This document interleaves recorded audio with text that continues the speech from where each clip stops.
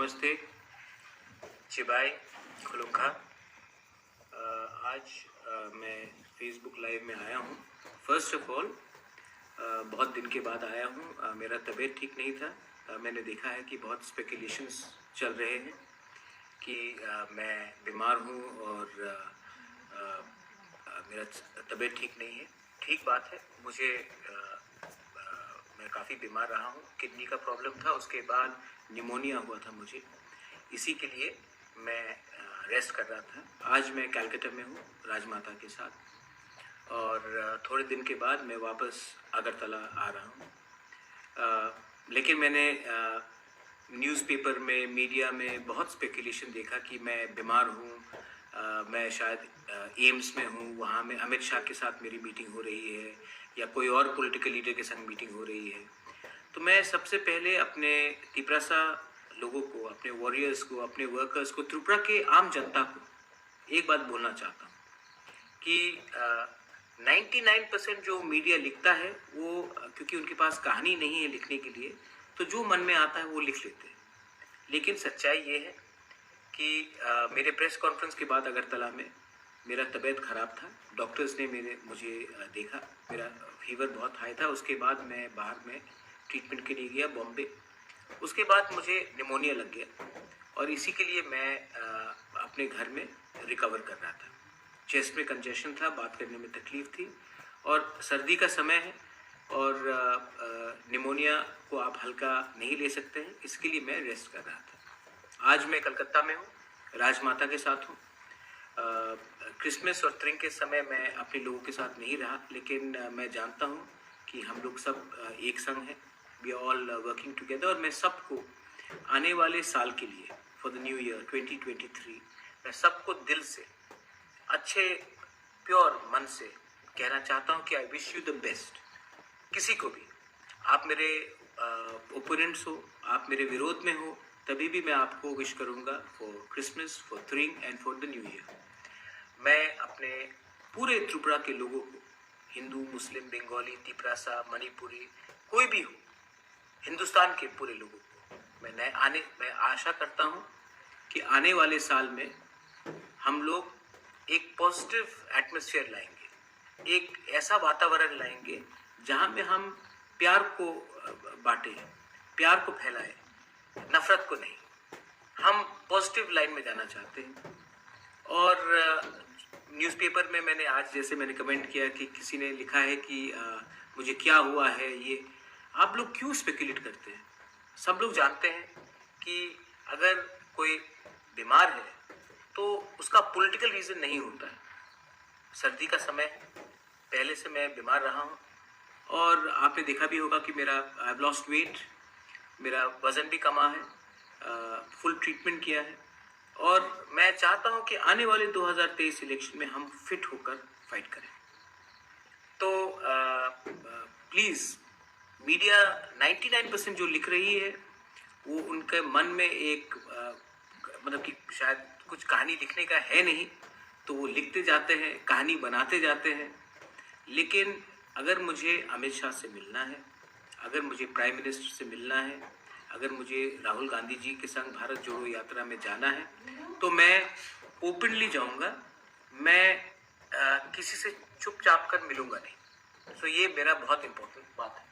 अगर आपको मानिए, एक मिनट आइए, I am live on TV. आप हाँ, आपको लगता है कि मैं कहाँ हूँ? मैं आपको राजमाता से मिलवाता हूँ। कौन है?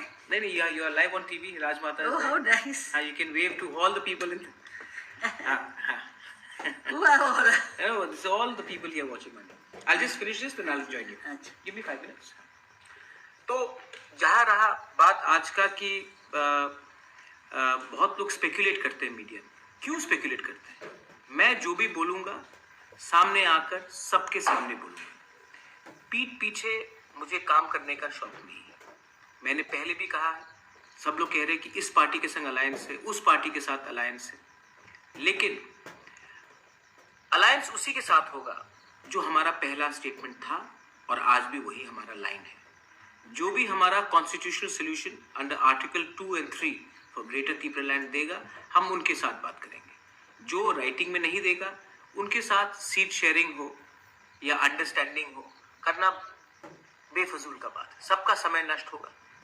इतने लोगों ने मुझे प्यार दिया है, इतने लोगों ने हमारे ऊपर विश्वास किया है, इतना हमने कमिटमेंट दिया है, तो आज इलेक्शन के 1 महीने पहले थोड़ा सा पैसा के लिए, थोड़ा सा सीट शेयरिंग के लिए मैं अपने वॉरियर्स को क्यों धोखा दूं? मुझे जिंदगी में पैसा नहीं चाहिए, मुझे जिंदगी में पोस्ट और नहीं चाहिए। वो पोस्ट जो आपने अपने दिल में मुझे दिया है विश्वास करके, वो पोस्ट मुझे चाहिए। मुझे कोई पॉलिटिकल पोस्ट नहीं चाहिए, मुझे अच्छा नाम चाहिए। हमारे लोगों को इंसाफ चाहिए, हमारे लोगों को जस्टिस चाहिए। 75 साल से आप जाकर गांव में देखिए कितना कष्ट होता है। और किसी को डायरिया का प्रॉब्लम, क्यों कोई मलेरिया से मर रहा है, रास्ता ठीक नहीं है, स्कूल में टीचर्स नहीं है, इतना प्रॉब्लम है। ये प्रॉब्लम का समाधान एक आदमी को इतना प्रॉब्लम है, ये प्रॉब्लम का समाधान एक आदमी को एमएलए बनाने से मिल जाएगा आपको? ये प्रॉब्लम ठीक हो जाएगा अगर कोई मंत्री बन जाए? नहीं, ये प्रॉब्लम तभी ठीक होगा जब हमारा थानसा रहेगा और हम एक आवाज में गवर्नमेंट ऑफ इंडिया को बोले कि आप हमारा सोल्यूशन दीजिए, वरना हम आपके साथ कॉम्प्रोमाइज नहीं करेंगे। आज दरकार हमें नेता का नहीं है, आज दरकार हमें है कि अपना दिल को बड़ा करने के लिए। आज दरकार राजनीति का नहीं है, आज दरकार है कि अपना नियत को ठीक करने के लिए। आज आप एक आदमी को एमएलए और मंत्री बनाने से आपका कल्याण नहीं होगा। आज अगर आपको करप्शन को हटाना है ना, तो आप ऐसे लीडर को हटाइए जो अपने स्वार्थ के लिए, अपने नेतागिरी के लिए पूरा स्टेट का भविष्य को दांव में लगा देता है। आप वैसे लीडर को पकड़िए। त्रिपुरा के लोग अच्छे हैं। त्रिपुरा में असल में मैंने नहीं देखा है कि बंगालीज हो, मणिपुरीज हो, तिपरासाज हो, मुसलमान हो, क्रिश्चियंस हो, बुद्धिस्ट हो, लोग अच्छे हैं। प्रॉब्लम है कि हमारे नेता लोग स्वार्थी हैं। हर पार्टी में, मेरे पार्टी में भी है 1-2 लोग, मैंने नोटिस किया है। लेकिन मैं जानता हूं कि जब तक मैं आपके साथ विश्वासघात, मैं ईमानदार रहूंगा, तब तक हमें कोई नहीं हरा सकता। कोई शक्ति नहीं है इस देश में, इस दुनिया में, जो आपको हमसे दूर कर सके अगर हम सच्चाई के रास्ते में।